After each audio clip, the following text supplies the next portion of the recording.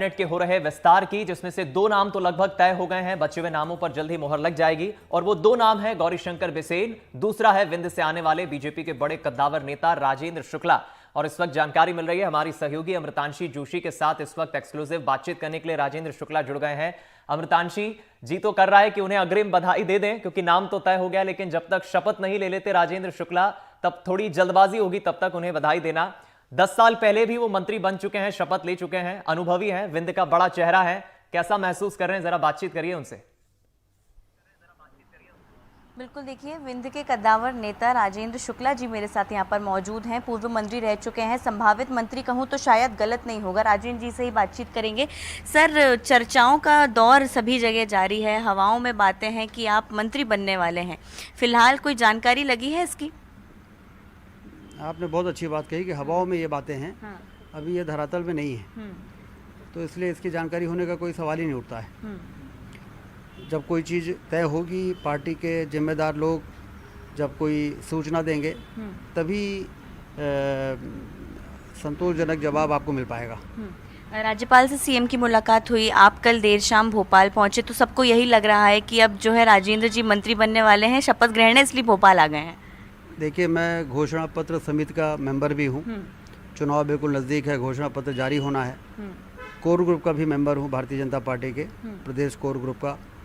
तो भोपाल ऐसे समय में जब चुनाव बिल्कुल आचार संहिता 1.5 महीने बची है लगने के लिए, तो हम लोग भोपाल आना जाना लगातार लगा रहता है। कोई विशेष इस कार्य के लिए भोपाल आना अभी नहीं हुआ है, उसके लिए ना ही अभी कोई सूचना मिली है। लेकिन पार्टी के अन्य कार्यों के लिए भोपाल रूटीन तरीके से जो हम लोग आते हैं उसी तरीके से इसको देखना चाहिए।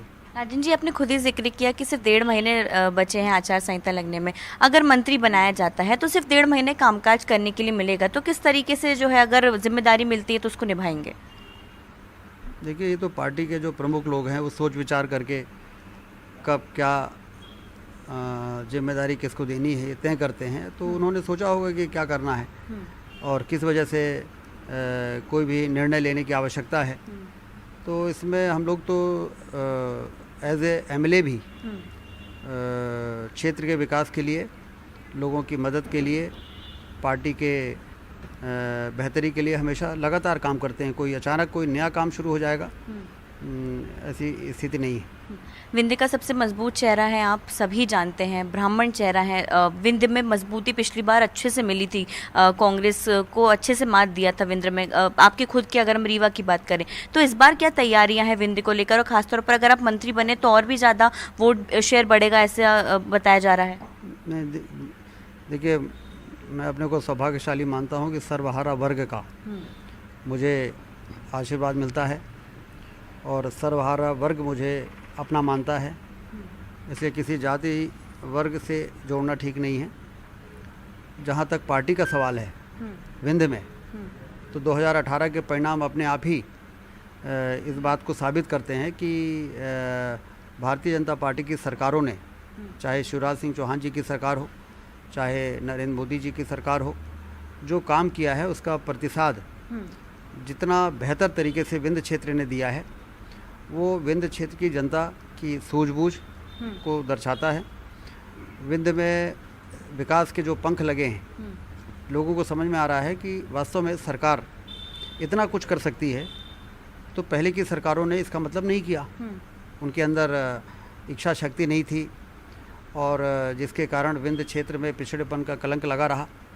और भारतीय जनता पार्टी की सरकार आई तो ऐसा कायाकल्प हो गया, इतना बड़ा काम हुआ, सिंचाई की नहरों का जाल बिछ गया, हवाई अड्डा बन रहा है जो विकास के लिए बहुत जी। अमृतांशी, मेरा सवाल यह है, राजेंद्र जी से जरा पूछिए। 5 महीने पहले मैं मिला था राजेंद्र जी से, तब भी मेरा सवाल यही था। कांग्रेस ये आरोप लगाती है कि कैबिनेट में तमाम चेहरे बुंदेलखंड, मालवा निमाड़ और बुंदेलखंड से आते हैं, महाकौशल से आते थे। विंध्य की उपेक्षा हुई है और विंध्य का डेवलपमेंट जो हो रहा है उसमें भी उपेक्षा होने लगा है। सतना में मेडिकल कॉलेज खुल रहा है, तो ये विकास इतना हो सकता था तो फिर पहले की सरकारों ने क्यों नहीं किया?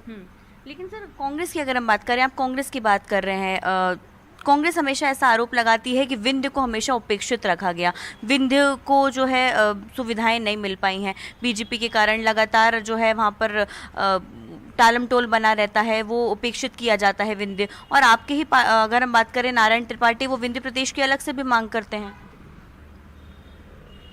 2018 के परिणाम तो ये बताते हैं कि विंध्य का में चौतरफा विकास हुआ है। नहीं तो ये 15 साल सत्ता में रहने के बाद आपकी सीटें 1.5 गुना बढ़ जाएं, ये कैसे हो गया?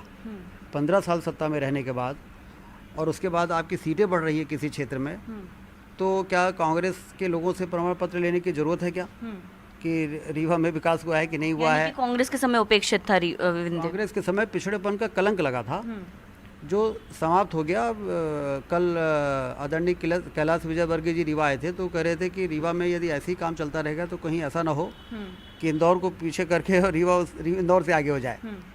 इसका मतलब ये है कि कांग्रेस के लोगों को इसलिए दिखाई नहीं देता कि उनको मालूम है कि वो यदि प्रशंसा करेंगे तो वैसे ही कांग्रेस वहाँ इतनी कमज़ोर हो गई है और कटघरे में खड़ी है।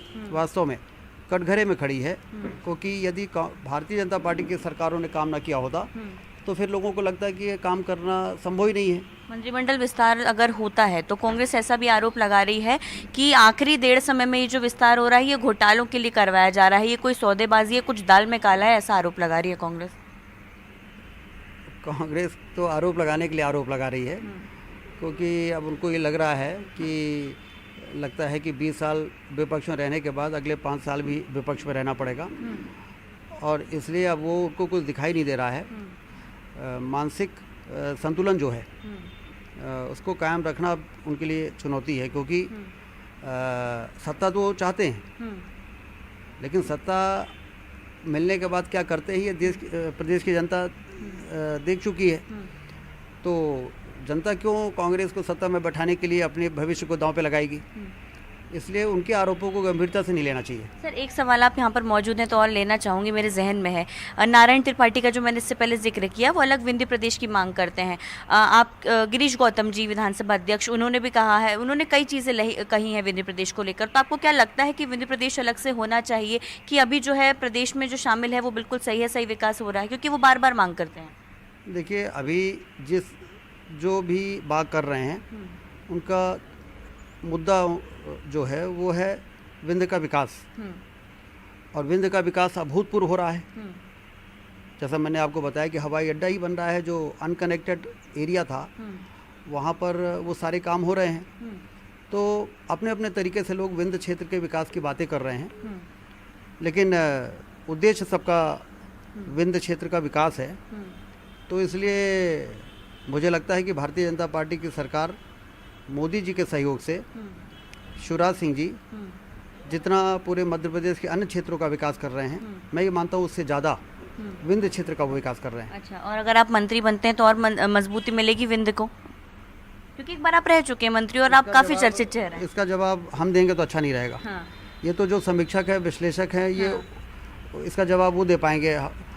मैं अपने से कहूँ ये अच्छा नहीं लगेगा। अमृतान जी, अग्रिम शुभकामनाएं दे दूं फिर मैं नारायण आपको। त्रिपाठी अगर चुनाव लड़ रहे हैं अलग अलग सीटों पर उम्मीदवार उतारकर, तो क्या बीजेपी का वोट बैंक इससे प्रभावित नहीं होगा? उसकी जरूर आप दीजिए कि हम लोगों की फिर से सरकार बने। नारायण त्रिपाठी दोबारा से चुनाव लड़ेंगे, चाहे निर्दलीय लड़े या उनको टिकट मिले अगर, तो क्या उससे कोई और वोट बैंक प्रभावित तो नहीं होगा अगर वो निर्दलीय जाते हैं तो? भारतीय जनता पार्टी 30 में से 24 सीट जीती थी। मुझे नहीं लगता कि एक भी सीट कम होगी।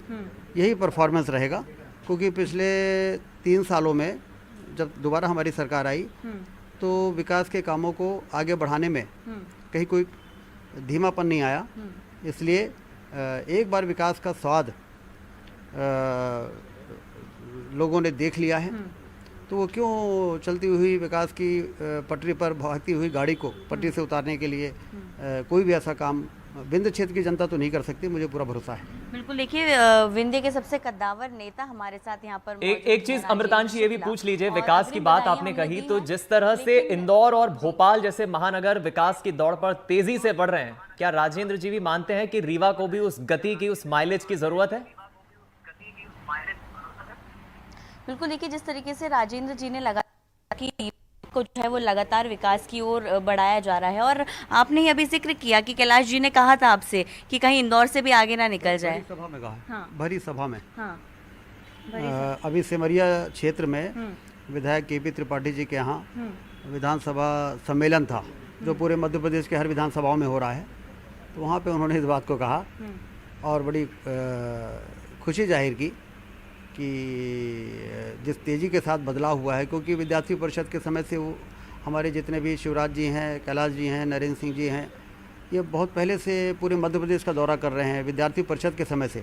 तो हर क्षेत्र की पुरानी स्थितियाँ इनको मालूम है और आज जब नई स्थिति देखते हैं तो परिवर्तन दिखता है। तो विकास के प्रति जो एक मिशन है भारतीय जनता पार्टी का, तो ये सारे वो लोग हैं जो विकास को देख के अप्रिशिएट करते हैं, हौसला बढ़ाते हैं। और इसलिए उन्होंने ये बात कही कि इंदौर से यदि रीवा आगे निकल जाएगा तो मुझे खुशी होगी। तो ये उनकी विशाल हृदयता है कि वो किसी क्षेत्र का विकास होते हुए देखते हैं तो प्रसन्न होते हैं। एक आखिरी सवाल लूंगी आपसे। संगठन आप पर बहुत भरोसा करता है राजेंद्र जी। आपने कहा कि आप घोषणा पत्र समिति के भी मेंबर हैं, कोर कमेटी के मेंबर हैं। तो संगठन की आगामी 3 समय की, क्योंकि अभी कार्य समिति की बैठक हुई है, तो क्या कुछ रणनीति बनी है और खासतौर पर विंध्य क्षेत्र को लेकर कोई खास रणनीति, क्योंकि 39 टिकट जो है वो पहले ही आ चुके हैं और आगामी रणनीति विंध्य क्षेत्र को लेकर कुछ खास? नहीं, विंध्य क्षेत्र में भी 2 टिकट उन्होंने घोषित कर दिए हैं, चित्रकूट का और पुष्पराजगढ़ का अनूपपुर जिले में। तो जैसा रणनीति जो है वो पूरे मध्य प्रदेश को लेकर संगठन की जो रणनीति है वो एक ही प्रकार से है कि विधानसभा के सम्मेलन सारे संपन्न हो जाएं, फिर जन आशीर्वाद यात्रा शुरू होगी पूरे मध्य प्रदेश में। तो हमारे विंध्य में भी शुरू होने वाली है। 21 सितंबर तक सारी जन आशीर्वाद यात्राओं को पूरा करना है। रूट चार्ट बन गए हैं, बैठकें हो रही हैं और उसके बाद 25 सितंबर को कार्यकर्ताओं का महाकुंभ होगा, जिसमें माननीय मोदी जी को लाने का पार्टी के संगठन के लोग योजना बना रहे हैं।